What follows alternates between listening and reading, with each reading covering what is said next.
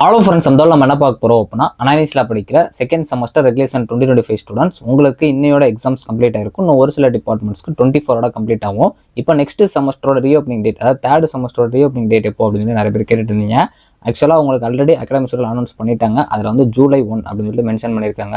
அதாவது உங்களுக்கு ஹாலிடேஸ் இருக்கான்னு கேட்டிங்கன்னா, இன்னைக்கு 22 கம்ப்ளீட் ஆகுது அப்படின்னா ஒரு 8 டேஸ் வந்து உங்களுக்கு ஹாலிடேஸ் இருக்குது. 24 கம்ப்ளீட் ஆகுது அப்படின்னா ஒரு 6 டேஸ் வந்து ஹாலிடேஸ் இருக்குது.